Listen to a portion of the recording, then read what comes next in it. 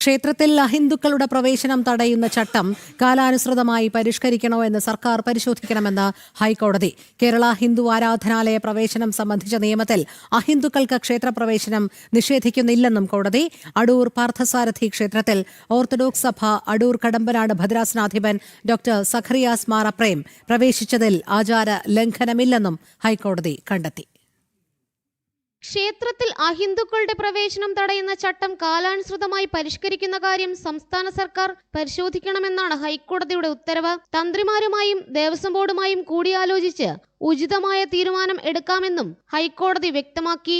Orthodox സഭ Adoor Kadampanad ഭദ്രാസനാധിപൻ doctor Zacharias Mar Aprem Parthasarathy ക്ഷേത്രത്തിനകത്ത് പ്രവേശിച്ചതിൽ ക്ഷേത്രോപദേശക സമിതിക്കെതിരെ നടപടി ആവശ്യപ്പെട്ടുള്ള ഹർജി തള്ളിക്കൊണ്ടാണ് ഹൈക്കോടതിയുടെ നിരീക്ഷണങ്ങൾ. തന്ത്രിയുടെ അനുമതിയോടെയുള്ള പ്രവേശനം ആചാരലംഘനമല്ലെന്ന് ഹൈക്കോടതി ചൂണ്ടിക്കാട്ടി. ക്ഷേത്രത്തിലെ അതിഥിയായാണ് ഡോക്ടർ സഖറിയാസ് മാർ അപ്രേം എത്തിയത്. അദ്ദേഹത്തിന്റെ ആഗ്രഹപ്രകാരമാണ് ക്ഷേത്രത്തിലേക്ക് പ്രവേശനം അനുവദിച്ചത്. അതിഥികളെ ബഹുമാനിക്കുക എന്നത് ക്ഷേത്ര സംസ്കാരത്തിന്റെ ഭാഗമാണ്.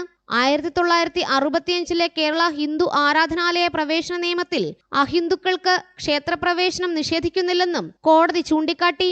2023 സെപ്റ്റംബർ 7 ബാലഗോകുലത്തിന്റെ ശോഭായാത്ര ഉദ്ഘാടനം ചെയ്യാൻ സഖറിയാസ് മാർ അപ്രേം ക്ഷേത്രത്തിലെത്തിയത് ചൂണ്ടിക്കാട്ടിയായിരുന്നു ഹർജി. നിയമങ്ങൾ സാമൂഹിക ഐക്യം തകർക്കാനുള്ളതാകരുതെന്നും പരസ്പര ബഹുമാനവും സഹവർത്തിത്വവും വളർത്താനാണ് ഉപയോഗിക്കേണ്ടതെന്നും ഉത്തരവിൽ കോടതി ഓർമ്മിപ്പിച്ചു. ജനം, കൊച്ചി.